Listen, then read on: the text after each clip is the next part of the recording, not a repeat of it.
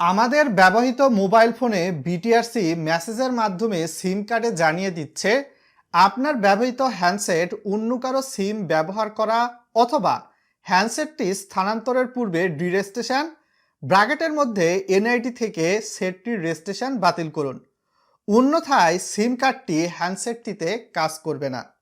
আমাদের প্রত্যেকের ফোনেই কিন্তু দুইটা সিম কার্ড রয়েছে, একটা সিম কার্ড স্লট 1, একটা সিম কার্ড স্লট 2।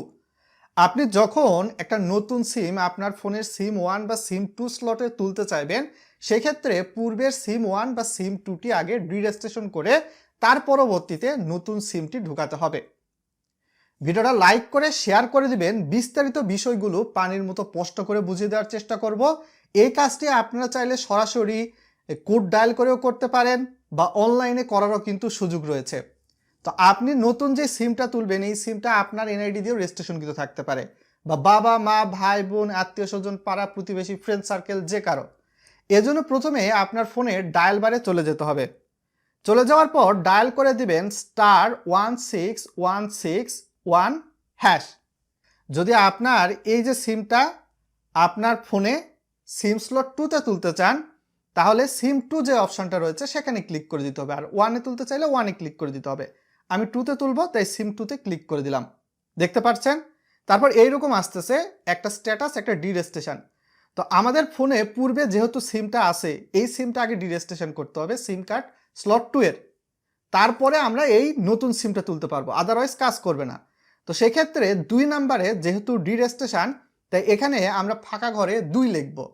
বুঝতে পেরেছেন? তো আমি 2 লেখার পরবর্তীতে সেন্ড অপশানে ক্লিক করে দিচ্ছি। All is okay, no tension. কিছুটা লোডিং হবে আবারও। তারপর বলা হচ্ছে provide 4 digit NID you use to buy the SIM, অর্থাৎ আপনার ফোনের সিম স্লট 2-র যে সিম কার্ডটা রয়েছে সেই সিম কার্ডটি কার এনআইডি দিয়ে রেজিস্ট্রেশন করা। আপনার ফোনে সিম থাকলে সেটা আপনার এনআইডি দিয়ে রেজিস্ট্রেশন করার সম্ভাবনা বেশি, তাই নয় কি? বা আপনার বাবা মার হয়তো বা এনআইডি দিয়ে রেজিস্ট্রেশন করা সিম যদি আপনার ফোনে তুলে থাকেন, তো সেই ক্ষেত্রে আপনার বাবা মার এনআইডির লাস্টের 4টা সংখ্যা এখানে দিতে হবে। তো আমার ফোনে যেই সিম কার্ডটা সিম স্লট 2তে আছে সেটা আমার এনআইডি দিয়ে রেজিস্ট্রেশন করা, তাই আমি আমার এনআইডির লাস্টের 4টা সংখ্যা এখানে লিখে দিচ্ছি। স্মার্ট কার্ড হতে পারে বা লিমিটিং যুক্ত এনআইডি কার্ড হতে পারে, যে কোনো এনআইডির লাস্টের 4টা সংখ্যা আপনি এখানে লিখে দিবেন সিম্পলি। লিখে দেওয়ার পরবর্তীতে সেন্ড যে আইকনটা রয়েছে এখানে আপনাকে ক্লিক করে দিতে হবে। ক্লিক করে দিলেই কিন্তু আপনার খেলা প্রায় 90% শেষ।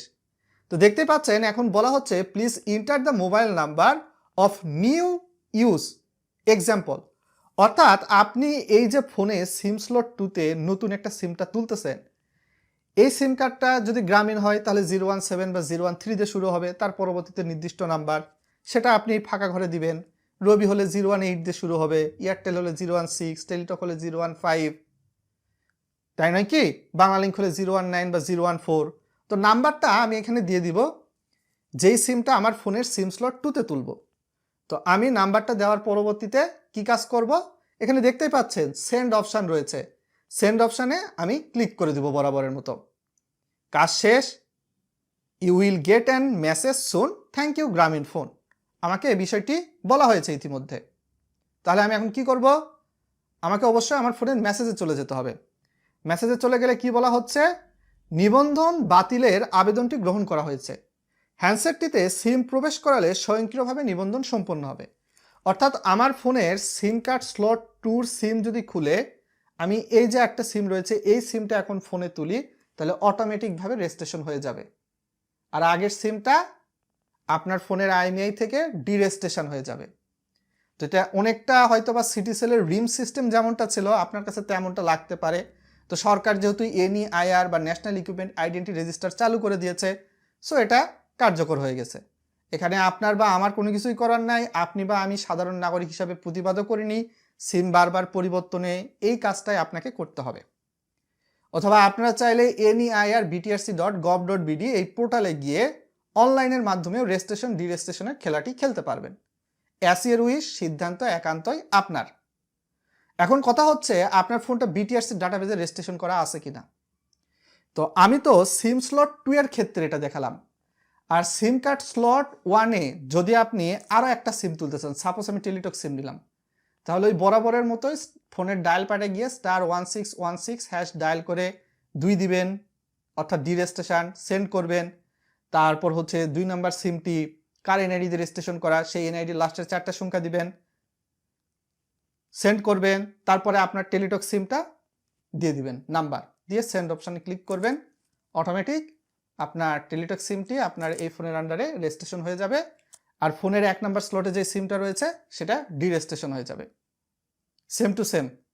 আর আপনার ফোনটা বিটিআরসির ডাটাবেজে রেজিস্ট্রেশন হয়েছে কিনা এটা চেক করার জন্য ফোনের ডায়াল প্যাডে গিয়ে *1616# ডায়াল করে দিবেন। তারপর এইখান থেকে আপনি দেখতেই পাচ্ছেন 1 নাম্বার দেওয়া রয়েছে। 1 নাম্বার মানে কি স্ট্যাটাস, তো আমরা এখান থেকে 1 দিব, 1 দিয়ে সেন্ড অপশানে ক্লিক করব। ক্লিক করলে ফোনের IMEI নাম্বার, তো আমাদের প্রত্যেকের ফোনের কিন্তু 2টা IMEI নাম্বার থাকে। *06# ডায়াল করলে ফোনের এখানে দেখতে পারবেন। তো আপনি আপনার ফোনের সিম স্লট 1-এরটা যদি চেক করতে চান স্ট্যাটাস, তাহলে 1 নাম্বার IMEI নাম্বার, 2 নাম্বারটা স্ট্যাটাস চেক করতে চাইলে 2 নাম্বার IMEI নাম্বার। তো আপনি IMEI নাম্বারটা দিবেন, আমারটা আমি দিয়ে দিচ্ছি, তারপর সেন্ড অপশানে ক্লিক করে দিচ্ছি। তারপর দেখতে পাচ্ছেন থ্যাংক ইউ গ্রামীণ ফোন। তো আপনারটা রবি, এয়ারটেল, বাংলা লিঙ্ক হলে সেটা তাদের মতো করে মেসেজ দেখাবে। আমার এখানে মেসেজ এসেছে এবং আমারটা কিন্তু বিটিআরসি ডাটাবেজে নিবন্ধিত রয়েছে। সো এটাই ছিল মোরাল অফ দ্য স্টোরি।